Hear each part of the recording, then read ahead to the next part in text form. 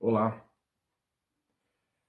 Qualquer fé justifica, qualquer fé é válida, o que importa é ter fé.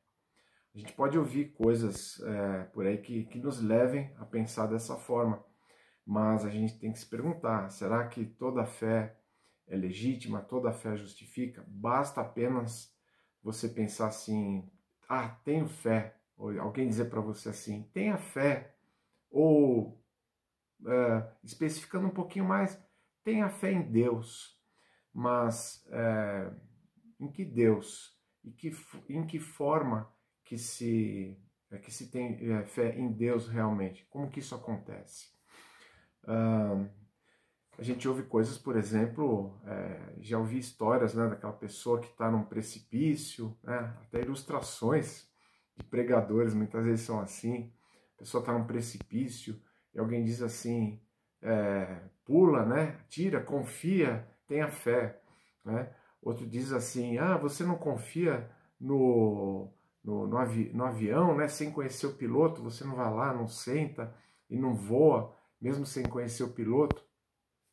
Essas afirmações acabam deixando a impressão de que você pode confiar no escuro, assim, sem ter uma noção de quem Deus é, sem ter uma fé específica, né? Pode confiar, basta confiar, achar que vai dar certo, ter um certo otimismo, né? É muito diferente você entrar no avião, por exemplo, e confiar que vai chegar no destino certo, embora você sabe que existe a probabilidade de não chegar, né? Pode acontecer alguma coisa, mas você confia, você senta ali. Se você não é aquelas pessoas que têm medo de avião, viaja tranquilamente. Isso é muito diferente de você confiar em Deus, de você ter uma fé no sentido espiritual mesmo, né? Não a fé do dia a dia aí, né? A fé comum, a fé de que você vai e pega uma estrada, por exemplo, liga o teu carro e apesar das muitas coisas que podem acontecer, você vai ficar pensando em cada probabilidade, né? Do que pode dar errado. A fé que justifica, ela vem sendo tratada aqui pelo apóstolo Paulo na carta aos Romanos, e ele trouxe aqui o exemplo de Abraão como alguém que foi justificado pela fé. Ele não foi justificado por meio da lei, não foi justificado por meio da circuncisão, ele não foi justificado porque ele era alguém especial, porque ele fez algo de especial. Ele foi justificado pela fé. Agora Paulo ele vai encerrar esse capítulo, na verdade ele vai encerrar essa ênfase na vida de Abraão, no exemplo de Abraão, e vai procurar demonstrar de forma bastante clara que a fé de Abraão era uma fé legítima, assim como a nossa fé, a fé hoje de quem crê em Jesus, é uma fé também legítima. É isso que nós vamos ver então ao dar continuidade aqui na nossa exposição de Romanos.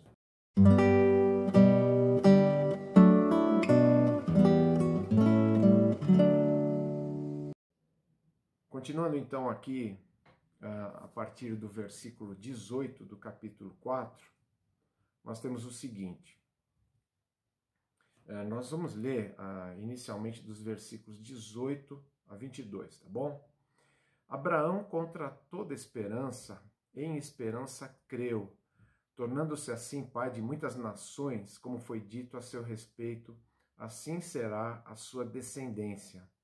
Sem se enfraquecer na fé, reconheceu que o seu corpo já estava sem vitalidade, pois já contava cerca de 100 anos de idade, e que também o ventre de Sara já estava sem vitalidade. Mesmo assim, não duvidou, nem foi incrédulo em relação à promessa de Deus, mas foi fortalecido em sua fé e deu glória a Deus, estando plenamente convencido de que ele era poderoso para cumprir o que havia prometido. Em consequência, isso lhe foi também creditado como justiça.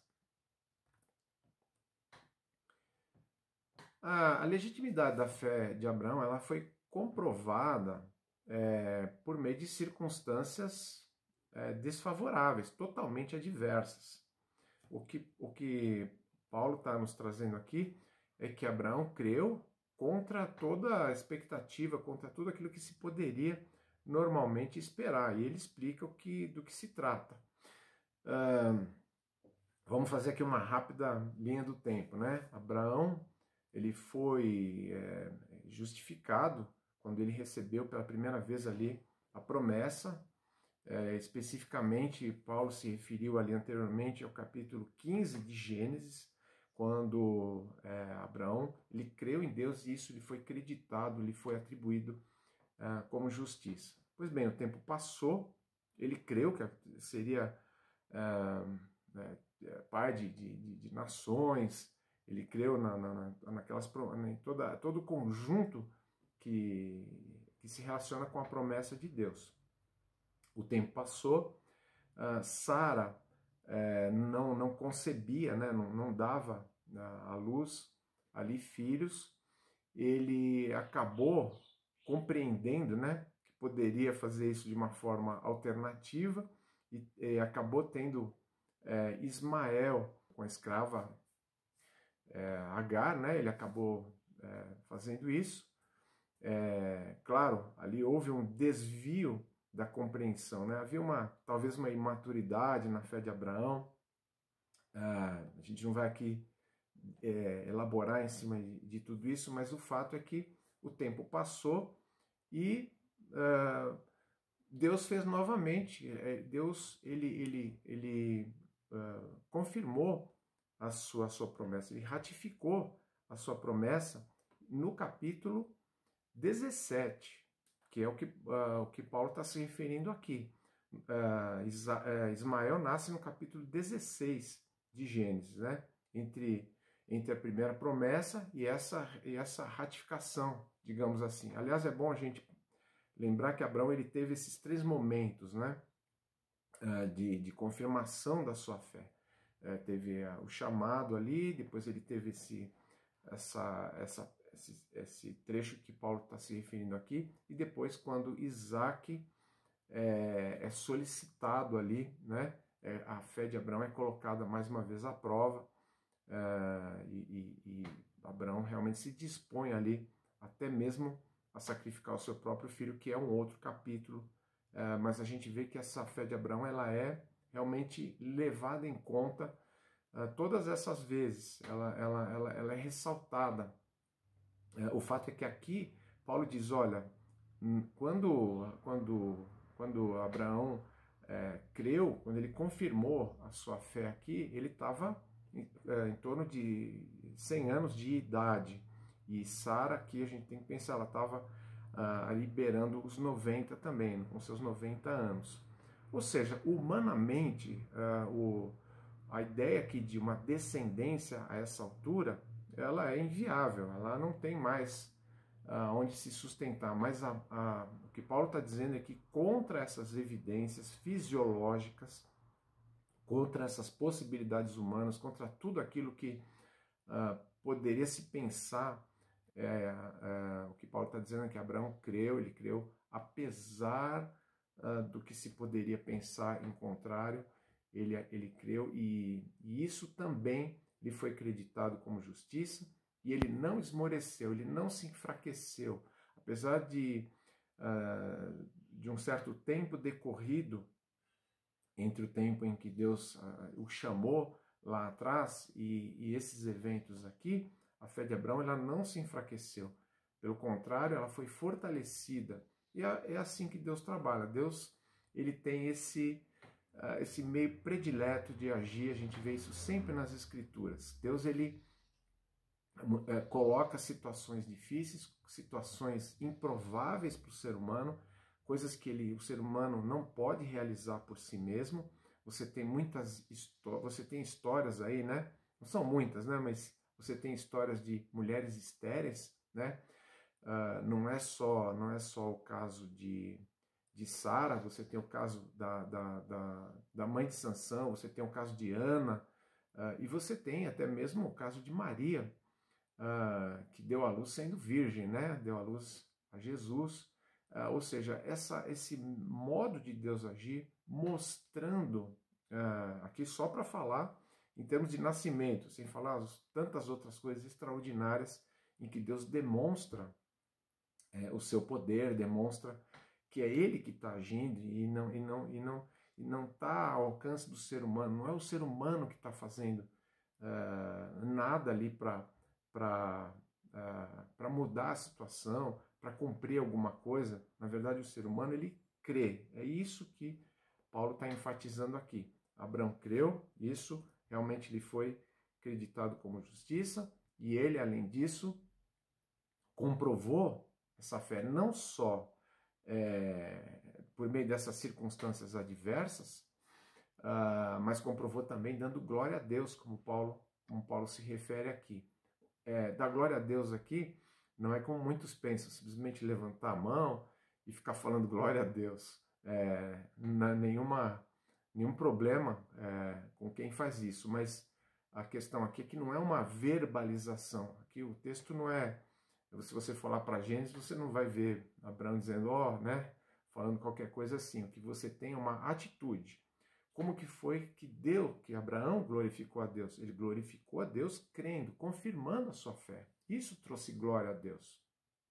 Veja, quando a fé ela não é legítima, não é uma fé correta, você geralmente tem esse desvio de finalidade, né? Você tem esse desvio de propósito, você tem esse desvio de motivação.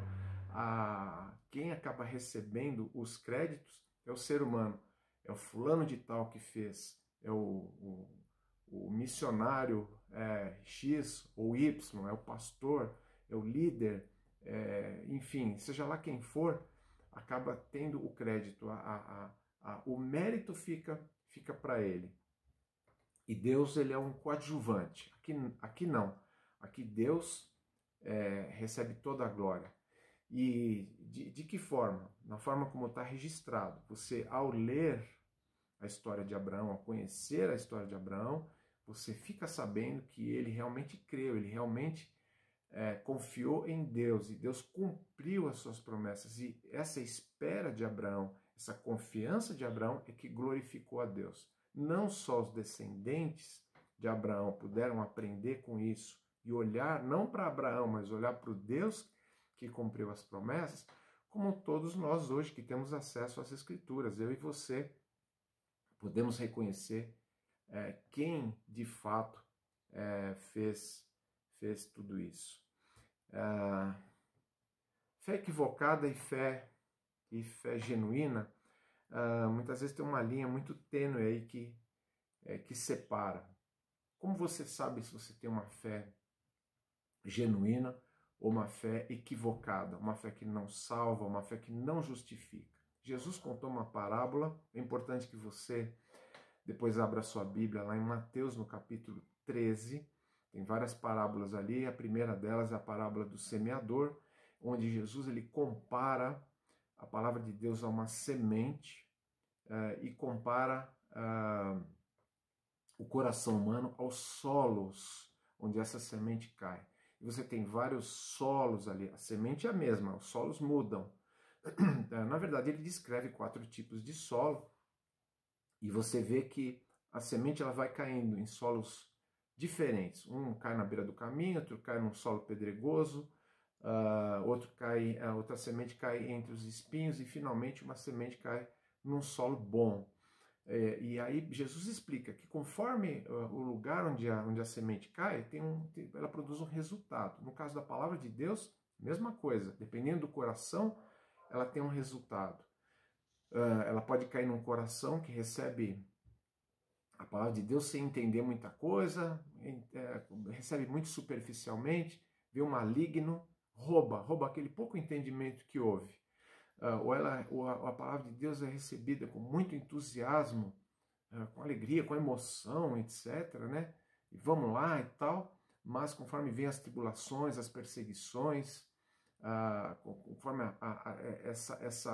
essa suposta fé é provada, é testada, acaba morrendo, acaba desaparecendo.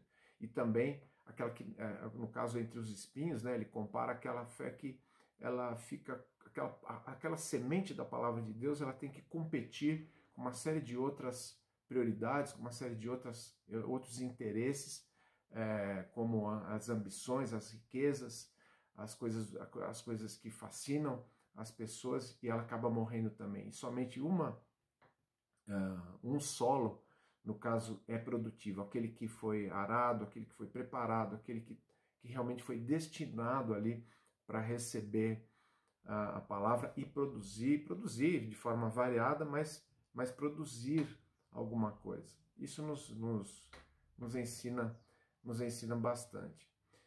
Mas prosseguindo aqui com o texto, nós vamos ver então no versículo 23 em diante, veja que Paulo faz uma extensão aqui, ou seja, ele aplica para nós, ele traz para os nossos dias aqui a questão da fé de Abraão. Veja, versículo 23. As palavras lhe foi creditado não foram escritas apenas para ele, mas também para nós, a quem Deus creditará justiça, para nós que cremos naquele que ressuscitou dos mortos, a Jesus, nosso Senhor. Ele foi entregue à morte por nossos pecados e ressuscitado para a nossa justificação. Pois é, como é que funciona a legitimidade da fé em Jesus? Essa fé em Jesus, ela repousa em um Deus soberano. Ela é colocada em um Deus que é soberano. Ele é soberano porque ele deixou um exemplo, como Paulo está dizendo aqui, deixou registrado o exemplo de Abraão, e Paulo está dizendo, não foi, as palavras quando se referem a Abraão, isso lhe foi creditado, lhe foi atribuído, lhe foi imputado como justiça, não tem a ver só com Abraão, não é só com Abraão que acontece isso, Paulo está dizendo, isso acontece também com aquele que crê em Jesus, que crê num Deus soberano, que enviou o seu Filho para morrer, mas para ressuscitar. Interessante que Paulo usa aqui o termo Deus entregou Jesus. Jesus foi entregue para ser morto e para posteriormente, claro, ressuscitar. Morto pelos pecados dos seus, né?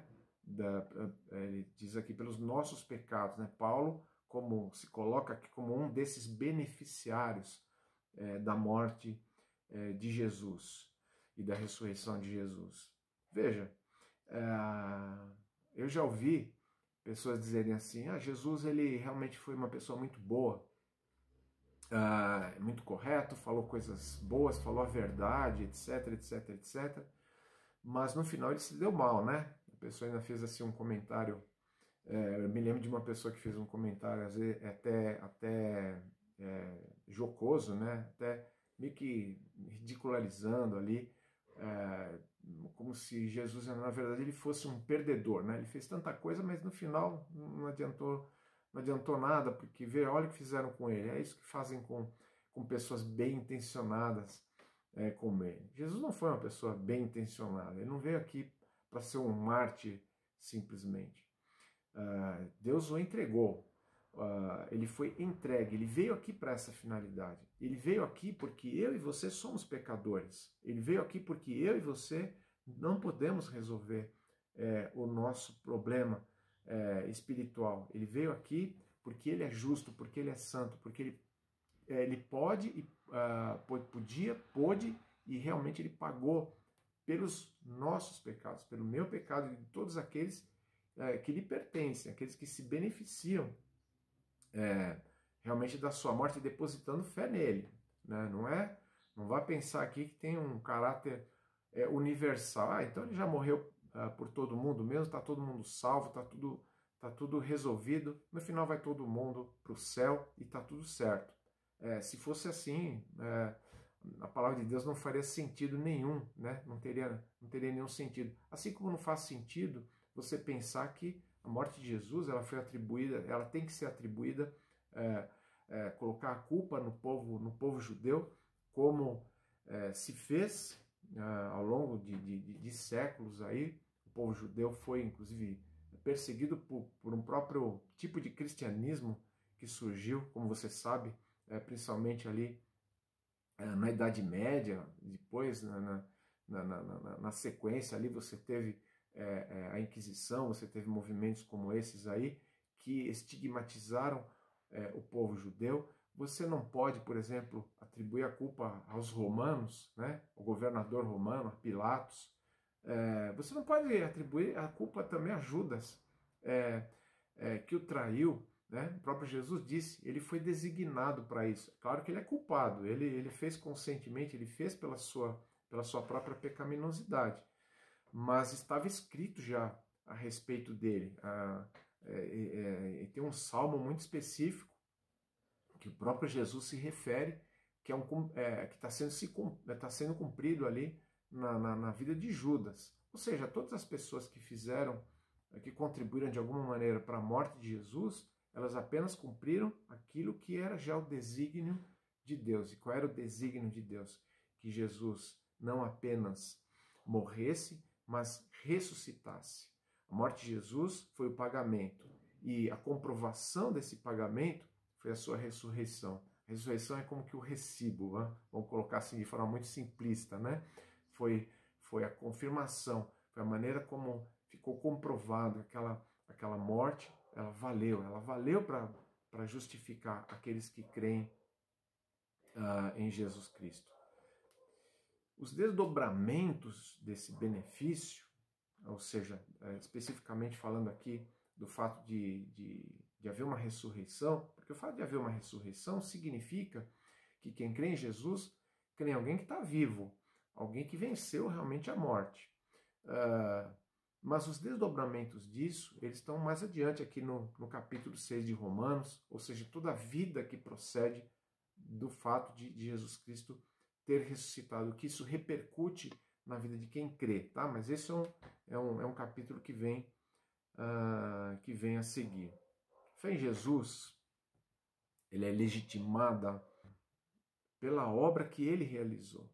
Eu creio no Jesus das Escrituras e eu creio naquilo que as Escrituras dizem a respeito de Jesus. Essa é a fé que justifica. É a fé que, como ele prometeu, abre aspas, eu lhes asseguro, quem ouve a minha palavra e crê naquele que me enviou, tem a vida eterna e não será condenado, mas passou da morte, ou já passou da morte, para a vida. Evangelho de João, capítulo 5, versículo 24. Essa é uma promessa. Nós não recebemos promessa de ficarmos ricos. Abraão, muitos da teologia chamada teologia da prosperidade, tem Abraão nos seus prediletos aí, porque a Bíblia diz que ele foi uma pessoa próspera, mas as Escrituras não nos dizem para imitar Abraão na sua prosperidade e que todos vão ser prósperos, basta você crer e você cobrar de Deus essa prosperidade. A Escritura não nos leva por esse caminho. A carta de Paulo aqui é muito específica em dizer em que Abraão é um modelo para nós. Ele é um modelo porque ele creu, porque ele confiou em que Deus faria aquilo que ele se comprometeu a fazer. E Jesus aqui, ele está se comprometendo, ele está dizendo, eu asseguro a vocês, eu afirmo, quem ouve a minha palavra e crê naquele que me enviou, não vai ser condenado, mas já passou da morte para a vida. Essa é a promessa de Jesus, essa é a fé que efetivamente salva. Você que não tem certeza ainda dessa justificação, por algum motivo você não tem essa convicção, é importante, muito importante, não é importante, é fundamental, é imprescindível que você descarte todo tipo de fé que esteja alicerçada em superstições, fé que esteja alicerçada em teses, tradições que os homens tenham inventado, lendas, personagens, seres humanos, filosofias.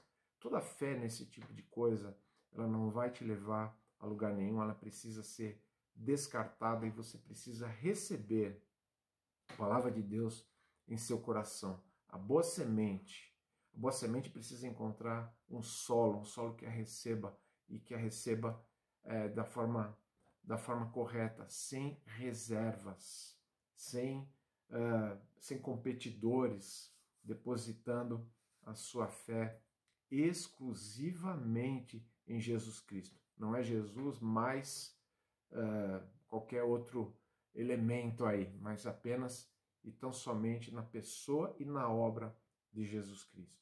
Se você já tem certeza de que você tem essa justificação, você já foi declarado inocente,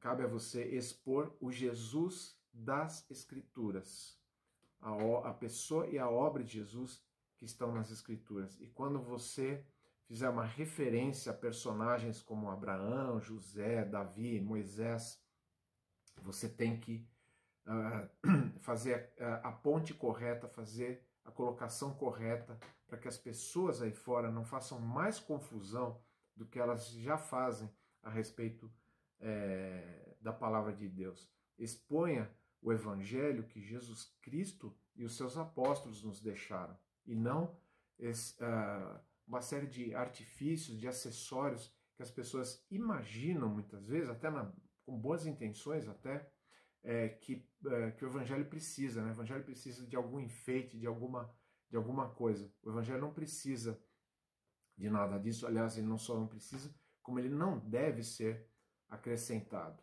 Então, que você seja esse bom proclamador. Muito bem.